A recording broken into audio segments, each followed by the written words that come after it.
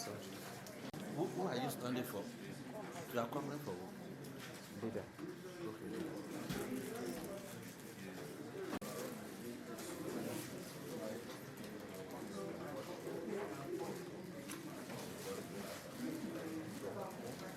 Dr. Eric, why is that moderator?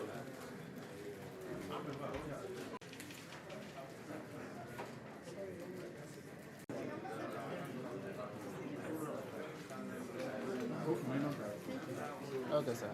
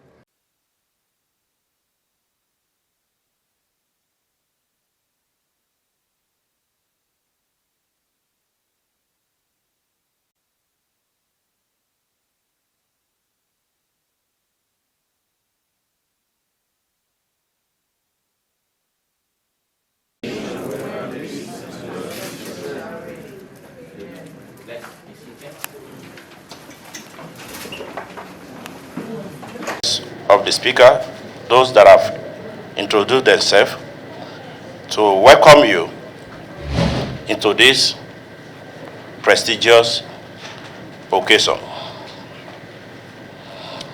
We are delighted to have you join us for this significant occasion as we embark on a journey to discuss on a way to revive the Nigeria's economy through the critical role played by relevant stakeholders.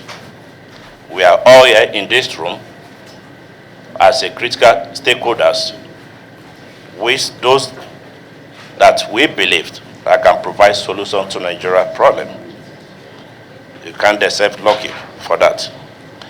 Today we will explore into the most pressing issues affecting our economy and explore the roles that relevant stakeholders can play in reviving it. We will address key aspects such as infrastructure development, investment promotions, policy reforms, job creations, and technology advancement by identifying challenges and embracing collaborative solutions. We aim to unlock the true potential of Nigeria's economy and create a favorable climate for domestic and foreign investment. Nigeria is not only the economic powerhouse of Africa, but also a key player in the global arena. The potential for growth and development within our borders is immense, and it is essential that we harness the power of collaboration and strategic partnership to drive it. The economic prosperity ends necessitating why we are all here today. Therefore, let's maximize the opportunity and impressive of this venue and the strong governance it represents for our nation. Let it be on record by history that the office of the leader of the 10th Senate is a rally point and center for solution to Nigeria's problem. I encourage all participants to actively engage in discussions, share your invaluable insights and contribution to the dialogue that will shape the future of our great nation. Let us also seize this opportunity to strengthen existing partnership and forge new collaborations, creating a roadmap for economic revival that leave no one behind. As we embark on this journey of reviving Nigeria's economy, let us remember the word of Nelson Mandela's, I quote, "It always seems impossible until it's done," end of quote. Together, we can overcome the obstacles and pave the way for a prosperous and sustainable future for Nigeria. The International Society of Diplomats, where I represent as Deputy Secretary General African Affairs, is known for its commitment to fostering international cooperation, promoting dialogue, and seeking innovative solutions to global challenges. And that is why we are putting together, by April next year, 2024, I will be organizing a global investment and diplomacy summit. And this summit will serve as a platform to engage with international diplomats, government officials, business leaders, and thought innovations. We are equally committed to promoting sustainable growth and driving progress. I call upon the government of Africa, particularly Nigeria, to seize this opportunity as another avenue to revive the Nigeria economy. Once again, I extend my heartfelt gratitude to the Office of the Senate Leader in Nigeria and every other partners for organizing this meeting. I'm confident that our discussion here today and deliberation will contribute to setting a path towards economic recovery and sustainable development for Nigeria. Thank you, and I wish you all fruitful and productive engagement. Please sit back and enjoy the rest of the meeting. Thank you. Okay. Yeah. Okay, go ahead. Welcome, everyone. It was an event that came about after a meeting that I like to call a meeting of minds with the Vice Chair of the African School of Diplomacy and International Relations, Dr. Ashaolu.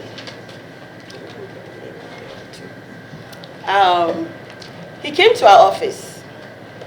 I just resumed this job at that time. And it's very important at this point for me to also make mention of this. I know today our Senate, the leader of the Senate, was distinguished Senator Dr. Michael Okoyemi Bamidele, who we're expecting to attend. So he probably will be doing the closing remarks. He's known as the People's Senator. A lot of people who have come across him will attest to the fact that he's a very humble, admirable, indefatigable, some people even call him the promise keeper in the political environment. He's a mentor to Dr. Ashaolu. And he played a pivotal role in his development. And his mastery of the political landscape. I mean, if you've worked with him and have the opportunity to know more about his portfolio, his time at the African Union, his dexterity attests to the gift of leadership of Senator Dr. Michael Opeyemi Bamidele, famously called MOB. So when he introduced himself, because I was getting to meet him for the first time, I realized the different ways in which we could potentially do what we're doing today. When we talk of stakeholders, I always tell people, because the term is something I've been accustomed to on a professional level for nearly 2 decades. When you talk of stakeholders, a lot of people feel that stakeholders is always in the present. Like, who are the key partners, who are the, key stakeholders on whatever project you're trying to accomplish. But from a strategic point of view, a stakeholder is potentially anybody who, in the near future, will somehow, some way, become either an advocate of your program or someone who will potentially be an enemy. And you have to understand also that it's all about communication, and it's all about understanding of the change management process. If your communication or the way that you approach that stakeholder that you don't know yet their role in the future, it may play a strong, it may actually impede their ability to believe whatever you say in the future. So it's a very strategic, it's something that you must consider from not just the holistic point of view, but from a futuristic point of view. And it comes with an understanding of your environment. And our environment is a political environment. It is a political environment, and it's highly, it's very dynamic, and things change quickly. So then I said to myself, I already have the testament that he's the mentee of the Senate leader whose political prowess is outstanding, speaks for itself. Our leader himself was a product of a great leader, a great mentor. So that mentorship, I can see what it's producing. And I told him, I said, whatever you brought today, I am going to consider it and see how we can work together. Then he told me about the international, the ISD, the International School of Diplomacy, then International Society of Diplomats. And then he told me about the ASDIR, the African School of Diplomacy and International Relations. And I said, okay, I think you can potentially partner with us in this vision. And today, I have with me distinguished guests, like the former governor of Bauchi State is here. We don't know how he might impact our vision in the future, but we know he's an important stakeholder. And also we have here my very handsome friend here, Ambassador Brazil to Nigeria. And look at that. We have consular officers, diplomats here represented today in the Senate leader's office for this great assembly. So I just wanted to keep it in mind that never despise humble beginnings. And also I have to introduce Senator, he's the Senate Committee Chairman, Foreign Affairs, That's a strategic office. I already know how important the role he can play as a stakeholder, and maybe even more. And then the distinguished presence of Dr. Anthony Yarrow, who is the Senate Committee Chair on Diaspora and NGO, Vice Chairman on Diaspora and NGO, is a very strategic presence. And I really am so deeply honored that he could honor this invitation at a short notice. So thank you so much, Senator. Thank you so much. Now to go into my, as you know, I'm representing my Senate leader, who we believe is on his way for the closing remarks. And on behalf of his office, the media team, we have Mr. Kunle there. He's in charge of the print media. And other people assisting this process today from the House. I thank you all. And I thank you also the members of ISD and ASR for the part you played. So good morning, ladies and gentlemen. I stand before you today with a sense of purpose and urgency as we gather to address a matter of paramount importance: the revival of Nigeria's economy for sustainable development. Our nation, endowed with abundant resources and a resilient spirit, stands at a critical junction in its history. It is a moment that demands collaboration, innovation, and a shared commitment from all necessary stakeholders. The challenges facing Nigeria's economy are still being discovered. We have grappled with issues ranging from the fluctuating oil prices to inadequate infrastructure, unemployment, and a lack of access to quality education and healthcare. However, it is precisely in the face of adversity that the true strength of a nation lies. Today, we must acknowledge these challenges and collectively chart the course towards sustainable development. Critical stakeholders encompassing government bodies, private enterprises, educational institutions, civil society, and the public play pivotal roles in shaping the destiny of our economy, of our nation. The synergy of these stakeholders will drive the wheels of progress and pave the way for sustained economic development.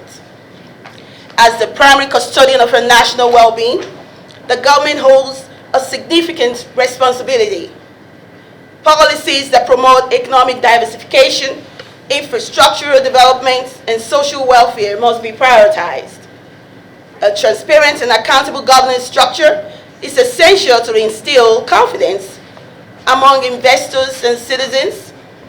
As we deliberate today, let us keep in mind policymakers' power, the power of the constituents as well, to enact change and foster an environment conducive to economic growth. Private enterprises are the engines of innovation and employment generation. Their role is to thrive in the market and contribute meaningfully to the communities they operate in. Embracing sustainable business practices, fostering entrepreneurship, and prioritizing corporate social responsibility are ways the private sector can actively participate in the economic resurgence. Legislative interventions, which we're going to go into today, play a crucial role in shaping the economic landscape of any nation. In the case of Nigeria, where economic recovery is a present need, strategic legislative measures can be instrumental in fostering growth, attracting investments, and addressing key challenges. There are several ways through which legislative interventions can contribute to the development of Nigeria and its economic recovery. One, in the area of policy reforms and diversification, we can have diversification legislation. The legislature can enact laws that promote economic diversification, reducing dependence on oil, As you can see, we now have the Ministry of Solid Minerals, Dr. Dele Alake, and the dynamic things he's already doing, and the projection that it's going to be, that sector will probably be the next oil. So, incentives for agriculture, technology, and manufacturing industries can be incorporated to stimulate growth in these sectors. Trade policies.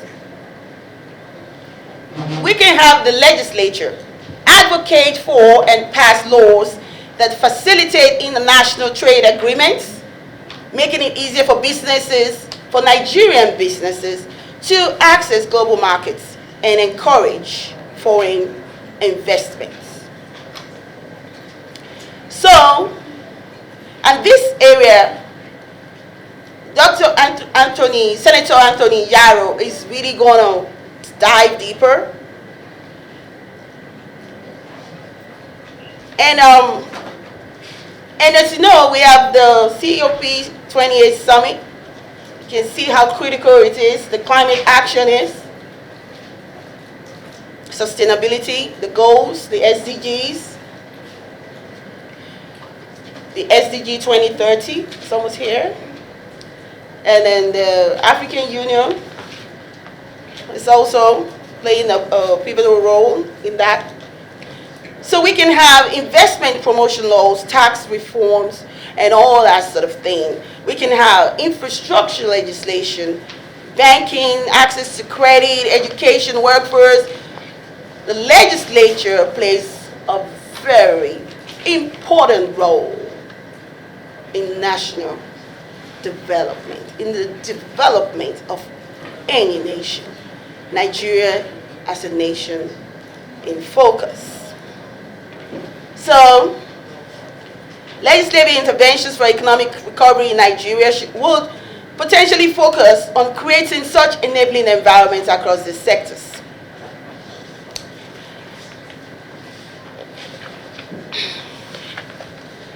So lastly, as the ultimate beneficiary of a thriving economy, the general public must be active participants in governance action.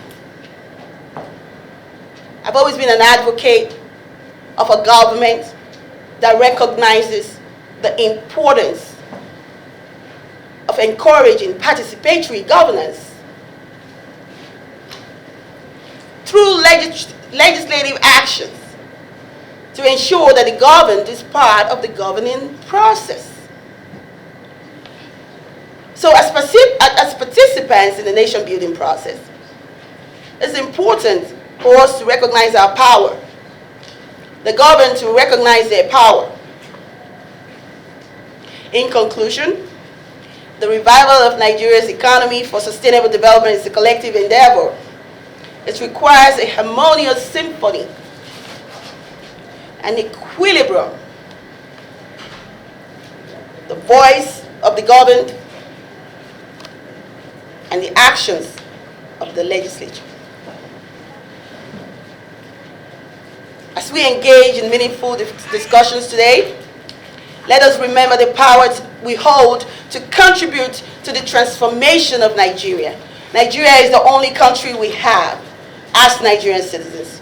And as diplomats also, we want to make Nigeria a location you visit and stay in with pride.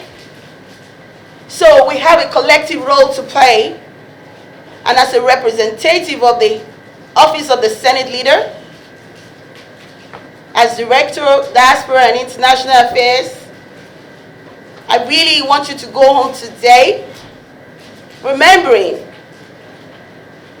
that we need the voice of the governed in the process of the legislative, the development of the legislative activities and actions. And I want you to know that every nation that is great today was once small. And there are great stories out there that I know will someday be like our story. Great nations like Singapore, it was just understanding that and knowing that they're a small island. So it was about competitive advantage. How can you build that competitive advantage by which no nation can be great? India, everywhere you go, you see them in technology, leading, contributing, building. And I see Nigeria someday in the future, but we need to carve out the competitive advantage. That is my challenge to you. Thank you so much. Thank you. We'll try as much as possible to manage our time so that we can also... The theme of this meeting is reviving Nigeria's economy for sustainable development. Have been classified as stakeholders that have a role to play in that process of revival. Someone who may tell us what revival means or how to revive an economy, you will lead you on this process for 10 minutes. I will be very strict with time management. Thank you. What I have tried to do is to develop a paper presentation that is going to be running on one slide, taking what I think will be an executive summary of what that situation is. Please take the slide up, sir. Operator, sir. He's there, he has it. Okay. So, slide it to the next slide. I don't know if it's possible for the people, because I don't know, can you see it? Yeah, next slide.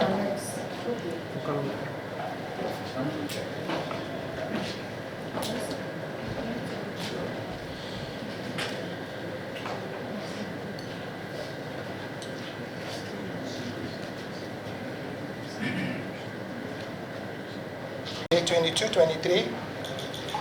And I'm going to be sharing with you some of our economic development realities that will take us to matters arising.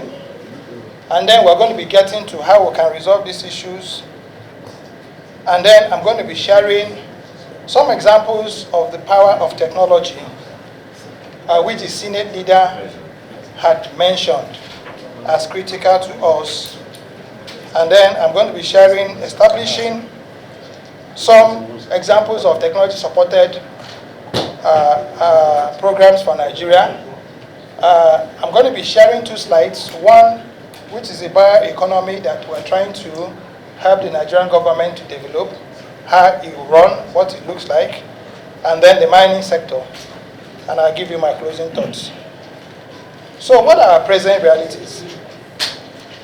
We have an estimated, by 2020 estimations, population statistics of about 213 million individuals, about 200 ethnic groups, 500 indigenous languages across our 36 states, Federal Capital Territory, and this population accounts for about 50% of the West African region.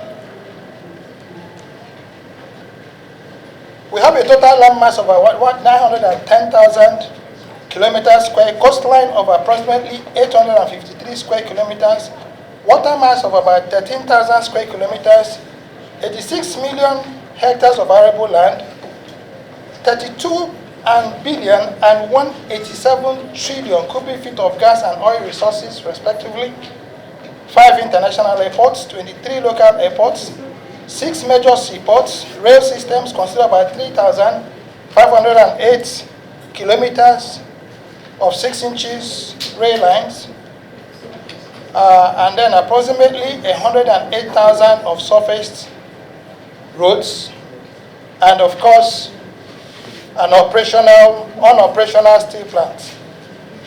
In 2009, and this is very key, we defined our economic objectives in a document we call the 2020 Vision Document. And it was supposed to be placing us amongst the 20 largest economies by 2020. The target for 2020 was based on the dynamic comparative analysis of countries' potential growth rates and economic structures vis-à-vis those other top 40 economies in the world, and that implied, and this is at the heart of what I'm going to be discussing with you people today, that we needed to grow at the average of 13.5% from 2010 to 2020. A lot of people lost these statistics, and everybody started shouting industrialization, and nobody ever matched this growth against these statistics. And so please, it's important that if you could just write this thing down for us, because that's where we're going to be discussing 13.5%. Now, let's do a small sectoral analysis. Agricultural sector, and this is just for the past 2 years. In the third quarter of 2023, it grew by 1.3% year on year in real terms, and this was a decrease of 0.4 points from the corresponding period of 2022, and a decrease of 0.20 percentage points from the preceding quarter, which recorded a growth of 1.50%. It grew on a quarter-on-quarter basis at 39.74%. The non-oil sector grew by 2.75% in real terms during the period in reference, which is Q3 2023. The rate was lower than 1.52 percentage points compared to the rate recorded in the same quarter of 2022. The real growth of oil sector was 0.85% year on year, Q23, indicating an increase of 21.83 points relative to the rate recorded in the corresponding quarter of 2022. The total value of importation into Nigeria for the first quarter of 2022 stood at US 1.57 billion from 2.187 billion in the preceding quarter, showing a decrease of 28%. When compared to the corresponding quarter of 2021, capital importation decreased by 17.46% from the previous year. Again, I'm saying match what I'm telling you against a figure, 13.5%. And I'm sure none of you had anything like 3%. So sometimes as a country, when we say we are growing, when we say we are doing well, let us understand that there's a word they call development without growth and growth without development. Now you want to revive. Our gross domestic products grew 2.54% year on year in real terms in the third quarter of 2023. The growth rate was higher than the 2.25% recorded in the third quarter of 2022 and higher than the second quarter growth of 2.51%. Other services, real sector grew by 0.63% year on year. I'll just rush this. In real terms, public administration recorded growth of 2.05% year on year in Q quarter 2023, lower than 0.27. Nonetheless, why this is a little bit worrying, Excellency, because the day I was privileged to, somebody took me to go and see His Excellency, Peter Koronko, who came to your house. Now you remember, sir. And I went away respecting you more, sir, because for every one moment we spent in your house, we were talking about the real sector of Nigeria and how we could use the real sector of Nigeria to create a minimum of 20 million to 30 million jobs by creating economic corridors. This was you, sir, and this wasn't yesterday. But because we haven't done this, yes, we have a myriad of reasons for our low growth, inclusive but not limited to global economic recession, insurgency, corruption, banditry, social unrest, COVID-19 if you may. But the most important for me is that we've not as a country been able to develop a single track, multi-dimensional framework that captures what needs to be done. Today, China is producing more energy from their deserts after recovering 30% of the same deserts. China is actually exporting Gari to the rest of the world, and this is not a joke. We have over 12,000 kilometers square of land running across 19 states that were lost, that could have formed a very major plank of the Great Green Wall. So, what are some of our economic development realities? Despite a huge steel mill, high levels of local demand of steel, and burgeoning infrastructure deficit, the country remains unable More to 5 develop minutes. its- More 5 minutes, sir. If you interrupt me Yeah, again, I'll stop talking. You've expended the If you interrupt me time. again, I'll stop talking.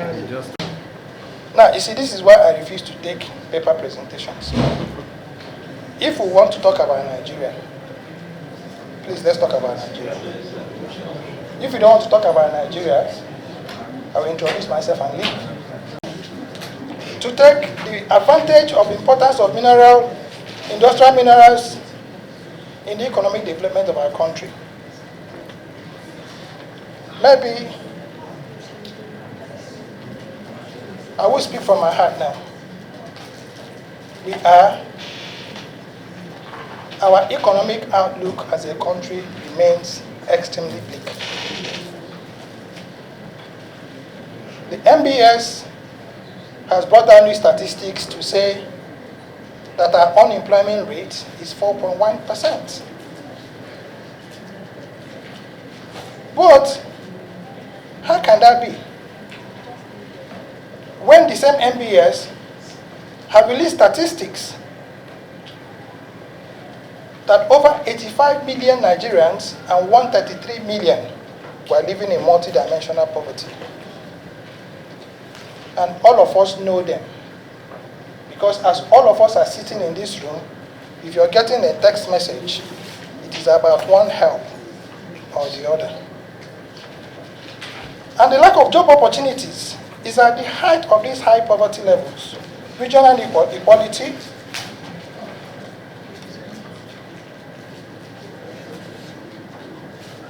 okay, all right, not a problem. What I will do, Excellencies, with your permission, I will stop this presentation now, and probably we can share it. Yes. But at the heart of what I wanted to say to you was that we have failed as a country. We will continue to fail as a country until those of you who are diplomats tell the country that where you come from function because of 3 words: STI.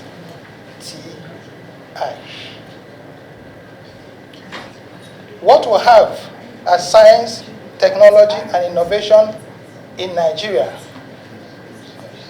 is jammed into a policy system that does not allow it to grow. And this is where Senate leader represented, if you want to revive the economy of Nigeria, you must be able to make STI a national priority. Brazil took a policy of investing against 1 cow against every Brazilian citizen. This is not found in a lot of economic books. Today, Brazil is the biggest exporter of livestock because they were using 1 cow to be able to generate the income that could give per capita to every of its citizens. We have 24 million cattle roaming around Nigeria, requiring 500,000 metric tons of feed every day, requiring about 1.2 million gallons of water to drink. We do not have 1 garden that is growing forage, not even on a recreational basis. What our livestock industry that is worth 1.2 trillion has created is a lot of social upheavals. People are being slaughtered, the wrong people being blamed. And who are these wrong people? the people who also have an economy. I'm an Igbo man standing here to say this. I've said it in so many fora. And for any other person who comes from the rainforest, wait for it. 40 more million cattle are coming. And they are on forced migration. You lose your villages and lose your lives. Not because they hate you, but because they need to live. Except we have a policy where STI can begin to do what Brazil has done. With all the whole cattle in Brazil, you don't see one in the streets. Not one. So I had gone through a lot. I had wanted to share some of the things that you can be able to do with just simple bioeconomy, how it can be done, how it can be resolved, who can do what. But it's a privilege to speak to you for 5 minutes. And God bless Nigeria. Thank you very much. Thank you.